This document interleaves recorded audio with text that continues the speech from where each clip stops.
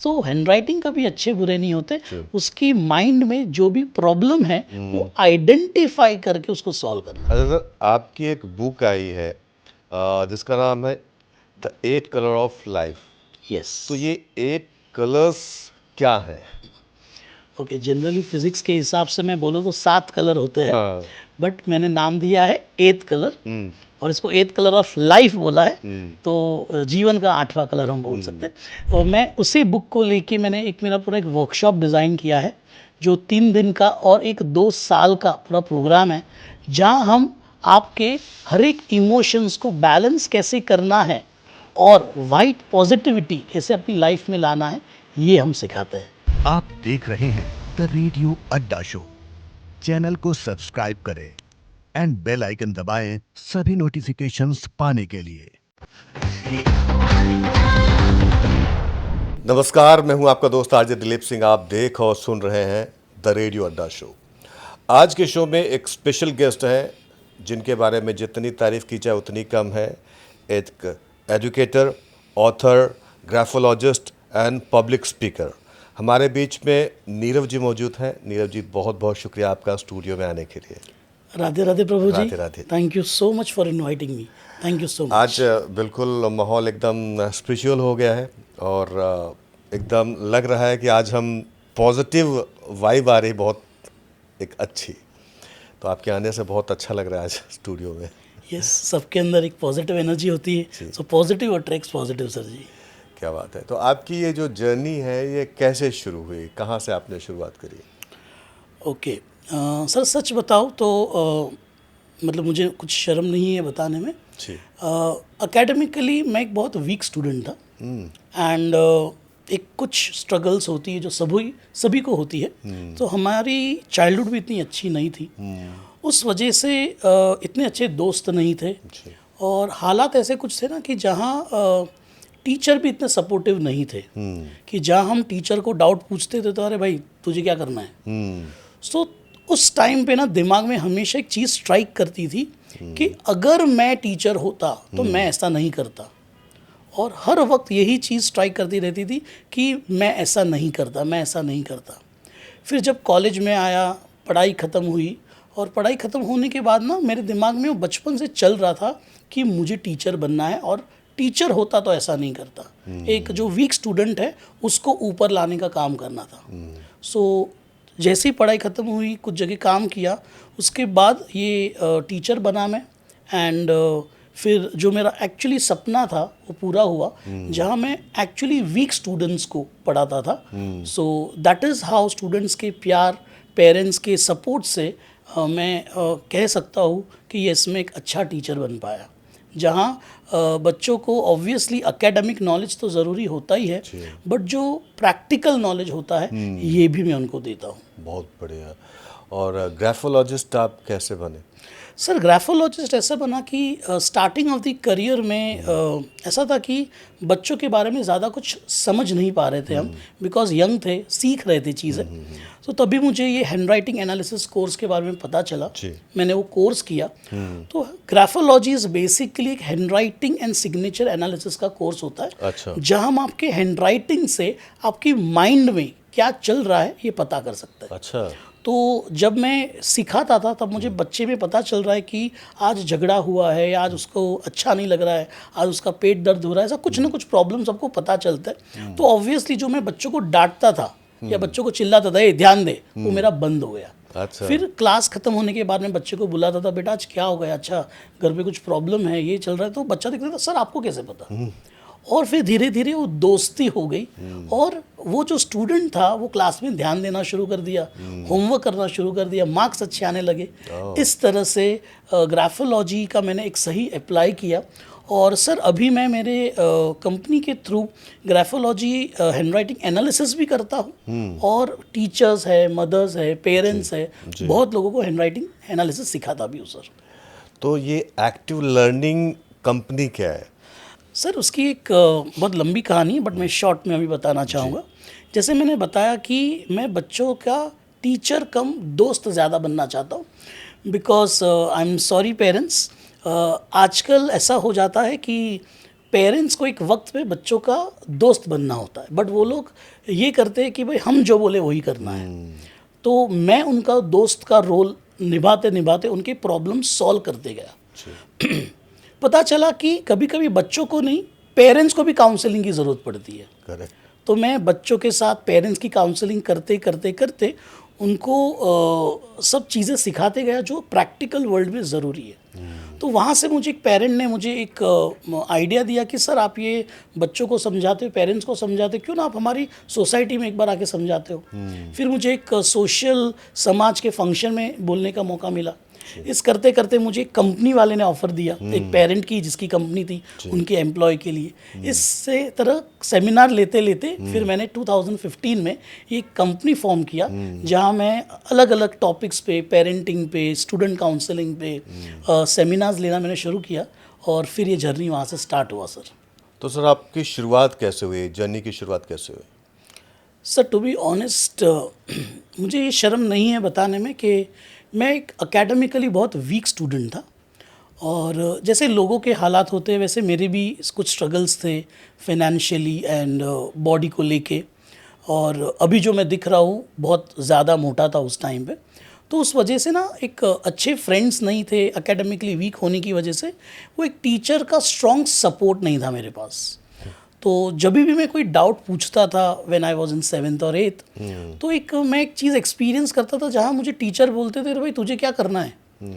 और उस वक्त मेरे दिमाग में ना वो हिट करता था, स्ट्राइक करता था कि अगर मैं टीचर होता ना तो मैं ऐसा जवाब नहीं देता था। मैं नीरव को इम्प्रूव करने की कोशिश करता था, और इस तरह से धीरे धीरे हर चीज़ पे ये होने लगा।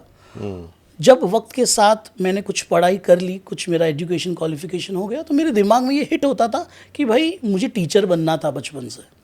और फिर मैं टीचर बना, और I would be very proudfully telling you कि मैं एक्चुअली वीक बच्चों को पढ़ाता हूँ और उनको ऊपर लाने की कोशिश करता हूँ, जो एक्चुअली कहाँ ना कहाँ आज ज़रूरत है। सो ये जर्नी वहाँ से स्टार्ट हुई बचपन से, and I am very very thankful कि ये स्ट्रगल्स मेरी लाइफ में आई। ये स्ट्रगल्स नहीं होती तो शायद आज मैं आपके पास नहीं होता। Very nice. ये ग्राफोलॉजिस्ट और सिग्नेचर एनालिस्ट कैसे बने आप? सर कैसा है कि हर एक करियर में स्टार्टिंग में आप इतने अच्छे नहीं होते हो, आप सीखते हो, सीखते सीखते बेहतर बनते हो। तो अच्छा टीचर तो मैं नहीं था। जब भी मुझे कुछ प्रॉब्लम्स आते थे तो मैं गुस्सा हो जाता था भाई कि बच्चा तुम्हें क्यों नहीं समझ रहा है। तो वक्त के साथ मुझे कहाँ पता चला कि ऐसा कुछ हैंड राइटिंग एनालिसिस कोर्स है, हैंड राइटिंग एंड सिग्नेचर, जिसको हम ग्राफोलॉजी बोलते हैं। ये ग्राफोलॉजी एक 400 ईयर ओल्ड साइंस है जिससे हम हैंड राइटिंग की मदद से माइंड को पढ़ पाते हैं। तो मैंने ये सीखा, इसका ऑफिशियल कोर्स किया, और जब मैं पढ़ाता था तो मैं बच्चों के हैंड राइटिंग से देख पा रहा था, समझ पा रहा था कि बच्चे को कुछ प्रॉब्लम है, इसलिए शायद मेरा होमवर्क नहीं किया है, जवाब नहीं दे रहा है, मस्ती कर रहा है। अच्छा। क्लास के बाद मैं बच्चे को रुकाता था और पूछता था बेटा क्या प्रॉब्लम है, शायद ये प्रॉब्लम है। तो बच्चा मतलब यार सर आपको कैसे पता। फिर धीरे धीरे वो बच्चा मेरा दोस्त बन गया, जैसे हमारे बीच में दोस्ती हो गई। तो बच्चा मेरे क्लास में ध्यान देना शुरू कर दिया, होमवर्क करना शुरू कर दिया, पढ़ना शुरू कर दिया, मार्क्स आ गए। तो इस तरह से ग्राफोलॉजी ने मुझे बहुत हेल्प किया है। और दिलीप जी एक बात मैं आपको बताना चाहूँगा, मैं हैंड राइटिंग एनालिसिस के साथ अभी ग्राफोलॉजी सिखाता भी हूँ। अच्छा। So which helps parents, teachers, even HR to understand their candidates children to get the actual what is problem going in their mind. So इस तरह से ये बहुत एक अच्छा यूनिक साइंस है, सबको यूज़ करना चाहिए। तो जिसकी राइटिंग है, हैंड राइटिंग सबसे ख़राब रही होगी, आप बोलते होंगे भैया तुम डॉक्टर बन जाओ। नहीं, हैंड राइटिंग ग्राफोलॉजी में ना हैंड राइटिंग अच्छा या बुरा नहीं होता। जैसे मैं बताऊँ, डॉक्टर के लिए कभी कोई पेशेंट अच्छा या बुरा नहीं होता है, उसका काम होता है उसको ट्रीट करना है। सो हैंड राइटिंग कभी अच्छे बुरे नहीं होते, उसकी माइंड में जो भी प्रॉब्लम है वो आइडेंटिफाई करके उसको सॉल्व करना है। प्रॉब्लम एक बार आइडेंटिफाई हो गया तो सॉल्व ईजीली हो सकता है। तो फॉर एन एग्जाम्पल कैसे हम पता करें कि कोई एक एग्जांपल ऐसा दे सकते हैं कि हम इसकी राइटिंग ऐसी है तो ये उसके माइंड में ये चल रहा होगा? फॉर एग्जाम्पल अगर हम बात करते हैं, जैसे कि हम ग्राफोलॉजी में जो भी बच्चा या जो क्लाइंट होता है हम उनको प्लेन पेज पे लिखने को बोलते हैं, Okay. जिसमें लाइंस नहीं है। तो लिखते लिखते मान लीजिए उनका हैंडराइटिंग ऊपर जा रहा है, इसका मतलब वो पॉजिटिव है, वो अच्छा सोच रहा है। अगर वो किधर ना किधर स्ट्रेट लाइन है ना, तो ही इज़ वेरी फोकस्ड। और अगर वो नीचे जा रहा है ना, तो वो कुछ प्रॉब्लम से कुछ एक्सपीरियंस कर रहा है अपनी लाइफ में, he is into negative emotion. तो जब मान लीजिए अगर मैं वर्क रिलेटेड आपसे बात करना चाहता हूँ, तो और उसकी लाइन जा रही है नीचे, तो ये सही नहीं, उसकी लाइन होनी चाहिए सीधी। तो इस तरह से हम ग्राफोलॉजी में ऐसे बहुत सारे पैरामीटर्स होते हैं, इसको बेसलाइन बोलते हैं, जोन्स होता है, मार्जिन्स होता है। फिर हम देखते हैं कि हर एक लेटर का एक दूसरे लेटर से कैसे कनेक्टेड है, ये होता है। जैसे लेटर अगर बड़े बड़े हैं तो वो जनरली बहुत सेलिब्रिटी टाइप फेमस लोग होते हैं, और जिसके हैंडराइटिंग छोटे छोटे होते हैं, तो देखिए आप भी अगर छोटा लिखने की कोशिश करेंगे ना, तो आपको बहुत ध्यान लगा के लिखना पड़ेगा। सो जिसके हैंडराइटिंग छोटे होते हैं ना, वो बहुत ही इंटेलिजेंट होते हैं, डिटेल ओरिएंटेड होते हैं। क्या बात है। सो 26 टाइप के चैप्टर्स होते हैं, एंड बहुत डिटेलिंग देखा जाता है। कम से कम 3-4 दिन लगता है एक हैंडराइटिंग को एनालाइज करने में। बट हम एक पर्सन का साइकोलॉजिकल, फिनेंशियल, रिलेशनशिप प्रॉब्लम्स जान के उसको सॉल्व कर सकते हैं। क्या बात है, थ्रू बहुत ग्राफोलॉजी। बढ़िया। अच्छा सर, आपकी एक बुक आई है जिसका नाम है the 8 colour of life. Yes. तो ये 8 कलर्स क्या हैं? ओके, जनरली फिजिक्स के हिसाब से मैं बोलूँ तो 7 कलर होते हैं, हाँ। बट मैंने नाम दिया है 8th कलर, और इसको 8th कलर ऑफ लाइफ बोला है, तो जीवन का 8वां कलर हम बोल सकते हैं। तो दिलीप जी, ऐसा था कि एक बार मैं मेरे फिजिक्स की क्लास में ना न्यूटन का डिस्क एक्सपेरिमेंट सिखा रहा था, जहाँ 7 कलर होते हैं डिस्क में, और अगर उसको आप स्पीड में घुमाओगे तो वाइट कलर हो जाता है। अच्छा। बट अगर आपने अपनी स्पीड कम की उसको घुमाने की, तो वो कलर हो जाएगा डार्क या ब्लैक हो जाता है। अच्छा। तो सिखाते सिखाते मुझे ये समझ में आया कि जो उसका कलर वाइट या ब्लैक हो रहा है डिस्क का, वो मेरी स्पीड के हिसाब से हो रहा है। तो मैंने ये 7 कलर को 7 इमोशंस के साथ जोड़ा। तो सर, जैसे कि आप एक ग्राफोलॉजिस्ट हैं और सिग्नेचर एनालिसिस करते हैं आप, तो कोई ऐसा एग्जाम्पल जिससे हम किसी बच्चे या किसी भी पर्सन की हैंड राइटिंग से या सिग्नेचर से पता कर सके कि वो क्या करना चाहता है लाइफ में? फॉर एग्जाम्पल, ग्राफोलॉजी में तो बहुत सारे टॉपिक्स होते हैं, 26 टॉपिक्स होते हैं। मैं एक टॉपिक एग्जाम्पल के तौर पे बताना चाहूँगा। जैसे हम बोलते हैं साइज ऑफ लेटर, जिसको हम माइक्रोग्राफोलॉजी भी बोलते हैं, जहाँ हम हर एक लेटर की साइज मेजर करते हैं mm तक। अच्छा। तो एग्जाम्पल के तौर पे जैसे 1 mm, 2 mm, 3 mm होता है। मैं बात करना चाहूँगा एक बड़े अल्फ़ाबेट की और एक छोटे अल्फ़ाबेट की। जैसे बड़े अल्फ़ाबेट होते हैं, फॉर एग्जांपल आप अभी पेपर पे अपना नाम लिखिए, my name is Dilip ji, बड़ा बड़ा लिखिए। तो जब आप बड़ा बड़ा लिखने की कोशिश करेंगे तो आपको अंदर से क्या फीलिंग आती है? आप बहुत फ्री हो, बड़े हो, एकदम मज़ा आ रहा है लिखने को ना, क्योंकि कुछ बाउंड्री नहीं है। तो जिनके हैंडराइटिंग बड़े होते हैं, ये एक्चुअली बहुत सोशली एक्टिव होते हैं, एक्सट्रोवर्ट होते हैं, और मैं बोलूँगा कि इनका जो स्टेटस होता है ना, बहुत हाई होता है, और they are like thinking very big. उसी टाइम पे अगर मैं बताऊंगा कि मैं आपको बोलूं कि आप अपना नाम एकदम टाइनी लिखिए, छोटा लिखिए, तो लिखते वक्त आपको अंदर से क्या फील आएगा? एक डिटेल ओरिएंटेशन, मतलब आपको ध्यान से लिखना पड़ेगा कि भाई आपको छोटा लिखना है। तो जब आपके हैंडराइटिंग छोटे होते हैं तो ये लोग ना डिटेल ओरिएंटेड होते हैं, इंट्रोवर्ट होते हैं। अभी जो डिटेल में जाते हैं, जो इंट्रोवर्ट होते हैं, वो पढ़ने में कैसे रहेंगे? ऑब्वियसली अच्छे रहेंगे, बिकॉज इनको ना ही गॉसिप की है, ना ही कुछ भी, मतलब they are totally good in studies. तो जब हम बोलते हैं कि अगर आपके किसी के हैंडराइटिंग छोटे हैं, this people go in to research and development में जा सकते हैं। और जिसके हैंडराइटिंग बड़े होते हैं, तो ये लोग जो सेलिब्रिटी वाला, जो सोशली एक्टिव वाला जो चीज़ रहता है, उसमें जाना चाहिए इनको। तो उसमें बहुत सारे पैरामीटर्स होते हैं। ये सिर्फ एग्जाम्पल के तौर पे मैंने आपको बड़े और छोटे हैंडराइटिंग का बताया आपको। अच्छा, हम बात कर रहे थे आपके बुक के बारे में। हाँ, कि 8 कलर ऑफ लाइफ, ये जीवन में 7 रंग हैं, आपने 8वां रंग भरा। ये कहाँ से आपके दिमाग में आया? यस दिलीप जी, आपने बोला 8th सीएल होते 7 कलर, बट मैंने इस बुक का नाम दिया है the 8th colour of life, the 8th CL. तो दिलीप जी ऐसा है कि इसके पीछे स्टोरी ऐसा है कि मैं एक बार फिजिक्स क्लास में न्यूटन डिस्क एक्सपेरिमेंट सिखा रहा था, जहाँ 7 कलर होते हैं डिस्क पे, और अगर आप उसको स्पीड में घुमाओगे तो वो वाइट कलर देता है, बट अगर आपने अपनी स्पीड कम की तो वो डार्क कलर, ब्लैक कलर बन जाता है। तो तभी जब ये घूम रहा था तभी मेरे दिमाग में आइडिया स्ट्राइक हुआ कि ये 7 कलर 7 इमोशन जैसे ही होते हैं, जैसे anger, jealous, love, ego, discontent. अगर हम इसका सही तरीके से यूज करें, जैसे हम डिस्क को सही स्पीड में घुमाएं तो वाइट देता है, वैसे ही अगर 7 इमोशंस को अगर हम सही जगह सही तरीके से यूज करें तो हमें वाइट पॉजिटिविटी देगा, जो 8वां कलर है। बहुत बढ़िया। और अगर यही 7 कलर को हमने सही तरीके से यूज नहीं किया तो ये हमें ब्लैक पॉजिटिविटी दे सकता है। तो मैं देखता हूँ कि बच्चे जो होते हैं उनको इमोशन बैलेंस करने में बहुत तकलीफ होते हैं। मैं बच्चे नहीं बोलूँगा, सभी लोगों को, आपको, मुझे, सभी को जीवन के एक पड़ाव में इमोशन से तकलीफें होती है। So how to balance the emotions in our life and how to get the white colour, the 8th colour of positivity, ये बुक उसके बारे में है। तो आप ये बुक रीड करके अपनी लाइफ में उसको अप्लाई करके, मतलब yes, you can go ahead in your life happily. क्या बात है, बहुत बड़ी बात आपने कही। और जैसे कि आप स्पिरिचुअलिटी के बहुत करीब हैं, बहुत स्पिरिचुअल हैं, हाँ सर। तो आप भगवान और गीता, जो गीता में भगवान श्री कृष्ण ने कहा कर्मण्येवाधिकारस्ते, तो आपने जब आप आए तो आपने बताया एक चीज़ कि सबके अंदर भगवान है, सब श्री कृष्ण है।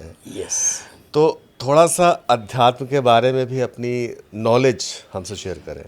सर मैं उतना महाज्ञानी तो नहीं हूँ, बट मैं एक चीज़ बिलीव करता हूँ कि अगेन मैं मेरा थोड़ा सा टीचर गिरी लाऊंगा इसके अंदर। जैसे हम साइंस जब समझते हैं तो हर एक चीज़ एक एटम का बना है, और जो हम मानते हैं कि एटम को जब हम फाइनली उसको डिवीजन करते करते जो आज इतना साइंस आगे आ गया है, जो बताता है कि हर एक एटम एक एनर्जी का बना है जी। तो मैं ये बिलीव करता हूँ कि each and every one over here is made up of that energy. और मैं सिर्फ कृष्णा नहीं बोलूँगा, आप जो भी भगवान को बिलीव करते हो, जो भी आप रिलीजन के हो, वो एक्चुअली वो एनर्जी आपके अंदर है। तो जब भी मैं मेरे कोई सेमिनार लेता हूँ, मेरे किसी से मिलता हूँ, मैं उनको राधे राधे बोलता हूँ, प्रणाम करता हूँ, ये मान के कि मैं कृष्ण को प्रणाम कर रहा हूँ, वो एनर्जी को प्रणाम कर रहा हूँ। यस। और वो पर्सन के अंदर से वो एनर्जी फील कर पाता हूँ जब मैं उसके अंदर पॉजिटिविटी फील कर पाता हूँ। तो ऐसा बोला जाता है साइंस में कि opposite attracts and like repels, ये एक रूल है फिजिक्स में। बट मैं मानता हूँ लाइफ का रूल ऑपोजिट है। लाइफ का रूल ये बोलता है, स्पिरिचुअल रूल ये बोलता है कि लाइक अट्रैक्ट्स। अगर आप पॉजिटिव है तो आप पॉजिटिव ही अट्रैक्ट करेंगे, और अगर आप कभी गुस्सा हो गए, ईगो हो गए, नेगेटिव हो गए, तो फिर हम नेगेटिव ही अट्रैक्ट करेंगे। जैसे हम बोलते हैं ना, अगर आपकी नाव में होल है तो पानी आ जाए और डूब जाएंगे। तो एक्चुअली हमें डुबाने वाला पानी नहीं है, हमारी ही कश्ती में जो होल है वही हमें डुबा देता है। बहुत सो जस्ट बी पॉजिटिव, और फिर आप देखिए वो एनर्जी का, वो भगवान का, वो गीता का, वो कृष्ण का, जो भी भगवान को आप बिलीव करते हैं, वो पूरी पॉजिटिविटी आपकी तरफ दे देगा। आजकल देखते हैं कि बहुत सारे लोग बहुत ज़्यादा परेशान हैं, अपने आप में ही परेशान हैं, वो अपनी नेगेटिविटी अपने अंदर ही लेके बैठे हुए हैं और वो उसका सॉल्यूशन ही नहीं ढूंढ पा रहे हैं। तो आप अपनी तरफ से उनको और एक टिप्स देना चाहें कुछ, कि कैसे ओवरकम करें उस चीज़ को? सर इस क्वेश्चन में मैं ये बोलना चाहूँगा कि अभी जो आज के यूथ में बोलो या सब के अंदर एक बहुत बड़ा प्रॉब्लम है, दैट इज़ ईगो। तो आपने एक ऐड सुना रहेगा, दैट इज़ इनो, 6 सेकंड में काम तमाम। तो ईगो और इनो ऐसा ही है। अगर इसको हम बाजू में रखना सीख गए तो मैं बोल सकता हूँ कि ये शायद मैं बड़ा वर्ड बोल रहा हूँ, बट हम एक्चुअली मोक्ष के नज़दीक आ जाएंगे, हम एक्चुअली वो परमात्मा के नज़दीक आ जाएंगे अगर हमने ईगो साइड में रखा तो। और ईगो साइड में रखने का मैं मेरे एक्सपीरियंस से ये समझता हूँ एक्सेप्ट। कभी क्या होता है ना, हम कभी हमारे ईगो की वजह से, हमारे डेजिग्नेशन की वजह से, पोस्ट की वजह से, उम्र की वजह से हम वो चीज़ को एक्सेप्ट नहीं करते कि भाई ये मैंने गलती किया। सो अगर हम वो गलती एक्सेप्ट कर लेंगे तो किधर ना किधर हमारा ईगो मेलो डाउन हो जाएगा और आप देखेंगे कि आपके पास, आपके हर जगह आसपास कृष्णा ही कृष्णा है। बहुत बढ़िया। तो कृष्णा ऐसे है कि वो तो वेट कर रहे भाई, मुझे तेरे पास आना है, बट वो ईगो की दीवार को तोड़ यार। वो कृष्णा तो आना चाहते, अभी वेट कर रहे बाहर, आप ही नहीं आने दे रहे। आप ही नहीं आने दे रहा ना, इसको तो मैं दिखा दूंगा, इसने मेरे को ऐसा क्यों बोला। अरे जाने दीजिए सब, और देखेंगे आपके अंदर ही कृष्णा है। बहुत बढ़िया बात है। अच्छा, बच्चों के अंदर भी बहुत सारी प्रॉब्लम्स, बहुत नेगेटिव, या फिर बच्चे बहुत कंफ्यूज्ड हैं, तो बहुत सारे चैलेंजेस फेस करते हैं बच्चे, तो उनको ओवरकम करने के लिए आप कैसे उनको देखते हैं? दिलीप जी, इसमें मेरा एक राय है।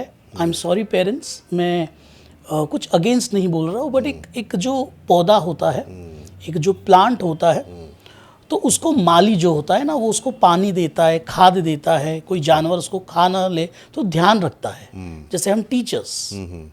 बट वो सीड को ग्रो करने के लिए चाहिए सॉइल, एनवायरनमेंट, जो माँ बाप को देना पड़ता है।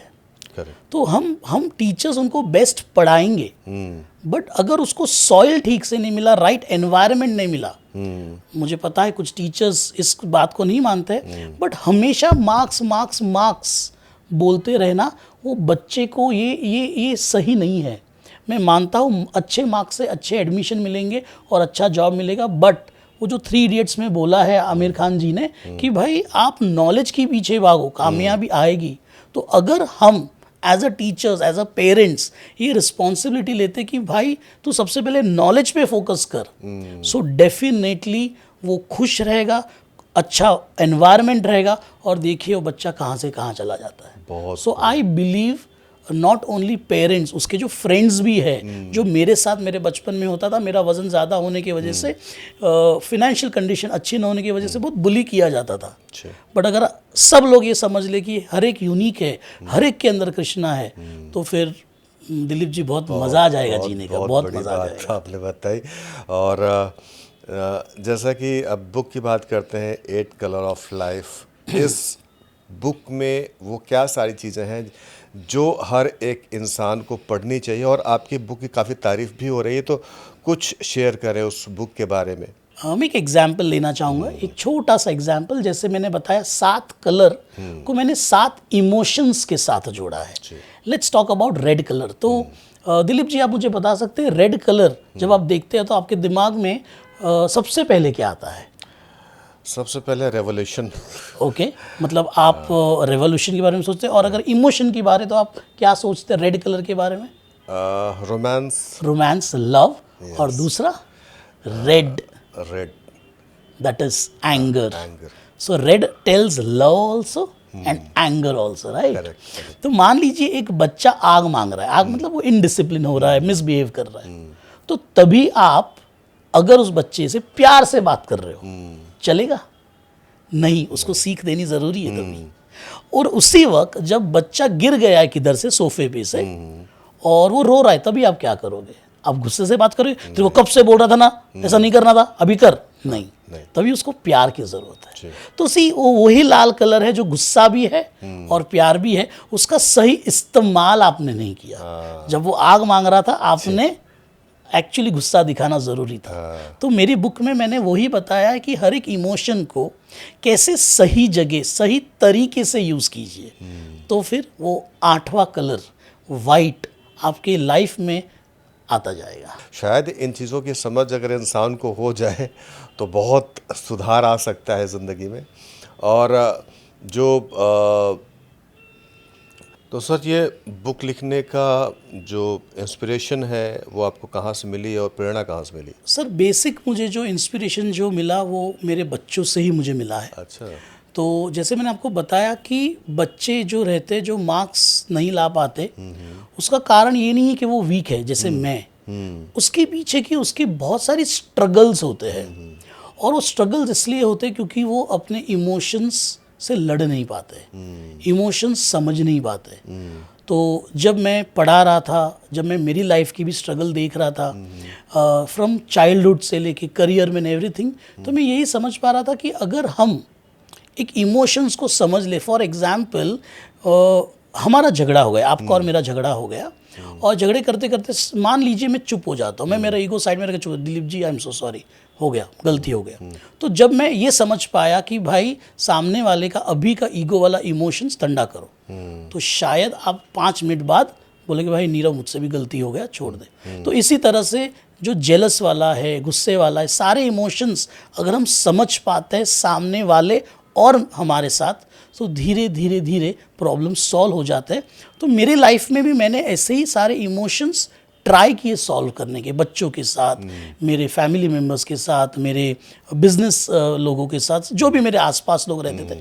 और मैंने समझा कि भाई यार लाइफ कितनी मज़ा है, बहुत मज़ा आ रहा है।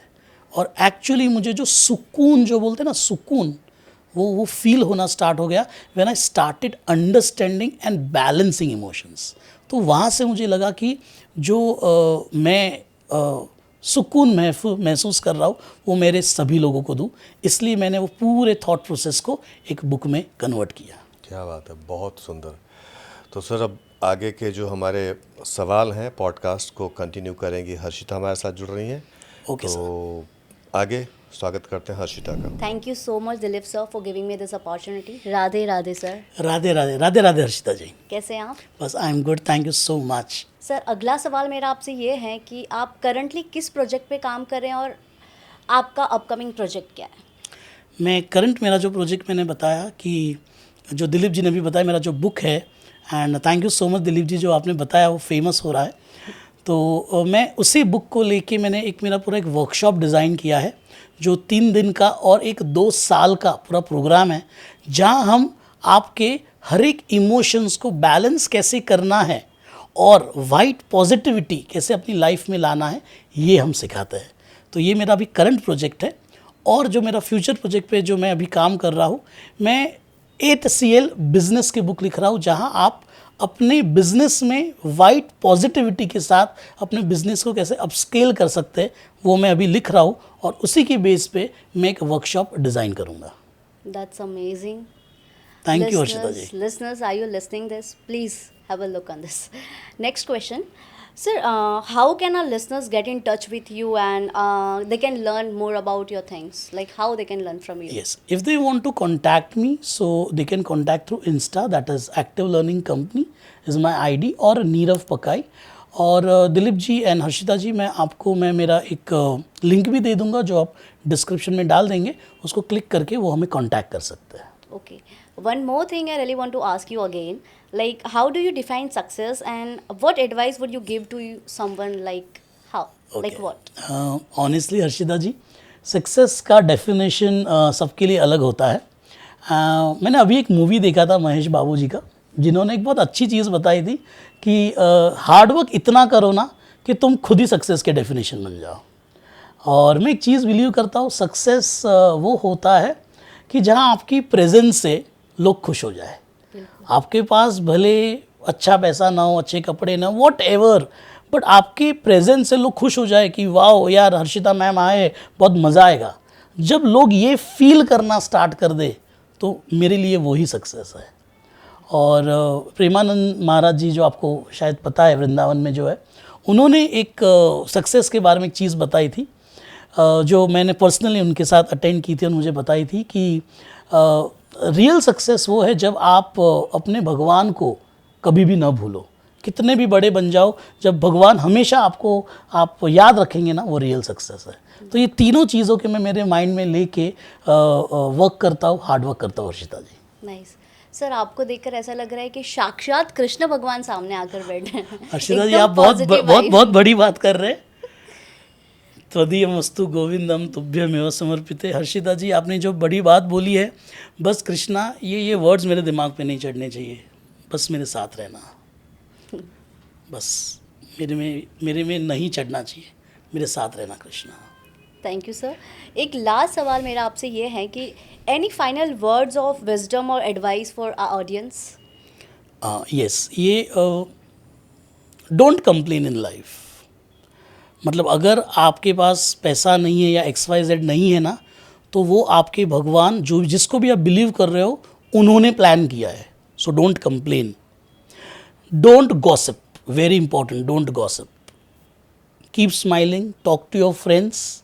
और जो मैंने अभी कुछ मिनटों पहले बताया था, ईगो और इनो 6 सेकंड में काम तमाम, बाजू में रखिए।